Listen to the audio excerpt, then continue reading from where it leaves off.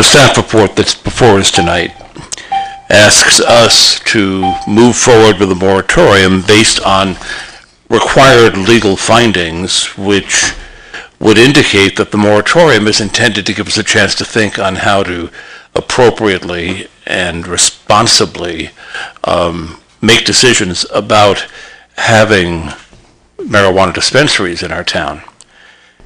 And let me start by saying that I hope we mean that we do intend to really look at the issue and come up with a solution, because staff attached to this what I felt was a pretty one-sided bunch of documentation, various papers from the Department of Justice, from California police chiefs, the DEA position on marijuana, all of which were very negative. I was half expecting to come here tonight for a screening of the 1937 anti-marijuana movie Reefer Madness.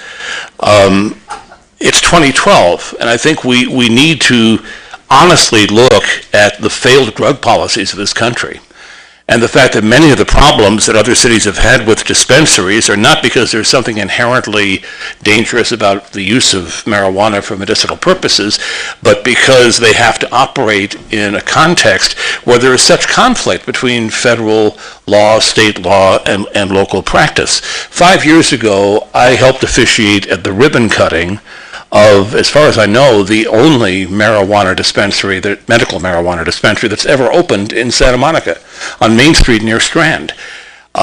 Within, I think, 2 weeks, the owner of the building had gotten a letter. Now, they'd opened in a building that already operated as a medicinal herb dispensary. It was a Chinese herb store. So they did it under our zoning code by occupying an existing non-conforming use, and so they felt they'd be okay. The DEA wrote a letter to the owner of the building saying, if you don't evict that dispensary, we will seize your building. So you can guess what happened there. I disagree that it's okay for us in Santa Monica, a population which includes people who use medical marijuana for real pain and real issues in their lives, can just tell those people, well, we know you're sick and maybe disabled, but you know what, it's okay for you to have to drive into West LA.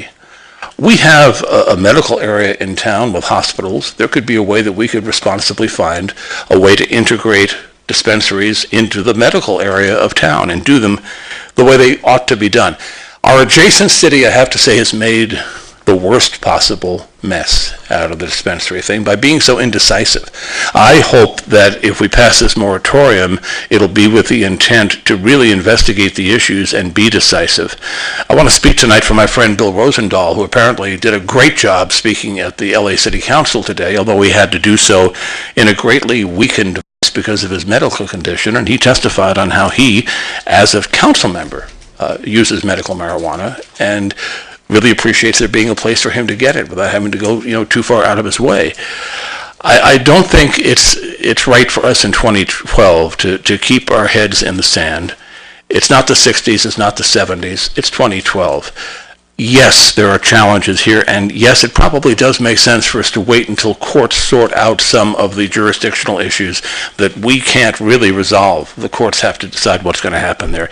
The conflict between the federal law and the state law is troublesome. I can only hope in the second administration of the Obama presidency that maybe a little more rational thought will go into what the drug policy in this country is going to be. So if indeed we move this forward tonight, I hope and will vote that it be with the intent to seriously look at this, not just be kicking the can down the road. My greatest fear, based on all the materials that were given the council tonight, is that staff just wants to kick this down the road. I don't want to kick it down the road. I want to figure out how to do it right.